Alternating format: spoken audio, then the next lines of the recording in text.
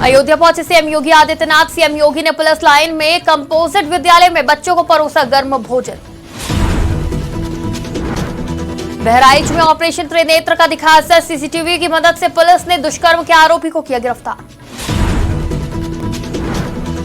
लखीमपुर खीरी में नवनिर्मित कवच आउटपोस्ट का किया गया लोकार्पण। पुलिस अधीक्षक ने किया आउटपोस्ट का लोकार्पण। बहराइच में सरकार की मंशा पर फिर रहा पानी। खोखला साबित हो रहा सरकार का गन्ना मूल्य भुगतान करने का वादा। उन्नाव में प्रेमिका के घर पर फांसी के फंदे से लटका मिला प्रेमिका शव। मृतक के पिता ने लगाया हत्या का आरोप।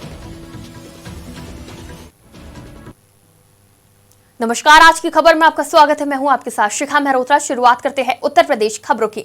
यूपी के सीएम योगी आदित्यनाथ आज अयोध्या के दौरे पर रहे। इस दौरान उन्होंने पुलिस लाइन में कंपोजिट विद्यालय में बच्चों को खुद अपने हाथों गर्म भोजन परोसकर हॉट कुड मील का शुभारंभ किया। साथ ही बच्चों को चॉकलेट और खिलौने भी वितरित किए। उन्होंने आंगनबाड़ी केंद्रों के माध्यम से बच्चों में कुपोषण को जड़ से समाप्त करने का आह्वान किया। इसके बाद मुख्यमंत्री योगी आदित्यनाथ ने प्रदेश के 35 जिलों को आंगनबाड़ी केंद्रों की सौगात दी। उन्होंने 403 करोड़ रुपए की लागत से बनने वाले 3401 आंगनबाड़ी केंद्र के भवनों का पुलिस लाइन में आयोजित एक समारोह में शिलान्यास किया।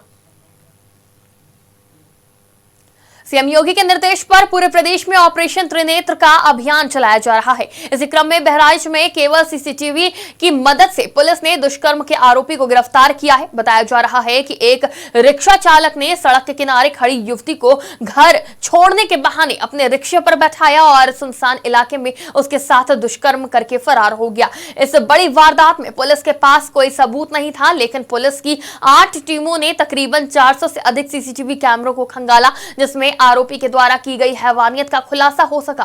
फिलहाल पुलिस ने आरोपी को गिरफ्तार कर जेल भेज दिया है।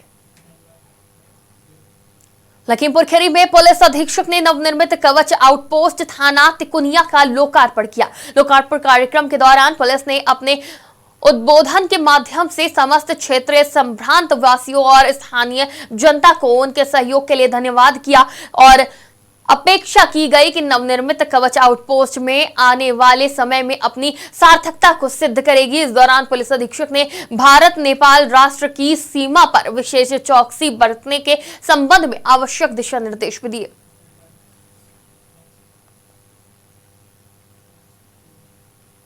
देवरिया की सलेमपुर ब्लॉक के अंतर्गत प्यास मिश्र में अयोध्या के आचार्य श्री कालिका नंदन महाराज द्वारा कथा का आयोजन किया गया। 27 नवंबर तक कथा का आयोजन होना है। कथा के तीसरे दिन भगवान शिव पार्वती का चर्चा होनी है और भगवान शिव पार्वती के विवाह के उपरांत भगवान शिव के मुखारविंद से भगवती पार्वती ने अथक प्रयास करके राम कथा रूपी गंगा का अवतरण सुनाया, जिसके कारणों का वर्णन और भगवान राम का जन्म और जन्मोत्सव मनाया गया।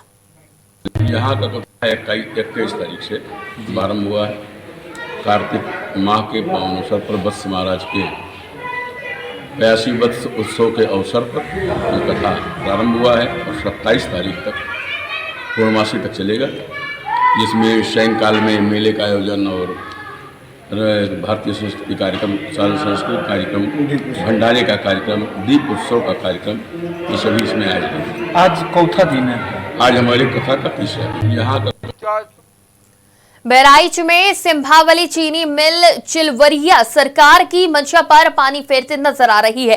सरकार ने किसानों के गन्ना मूल्य भुगतान 14 दिन में करने का वादा किया था, जो अब खोखला साबित होता नजर आ रहा है।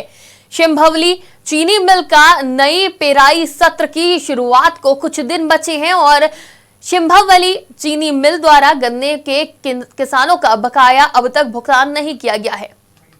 तो प्रशासन को, सरकार को अवगत कराना चाहता हूं कि जब तक किसानों का भुगतान न कर दिया जाए तब तक फैक्ट्री नहीं चलना चाहिए।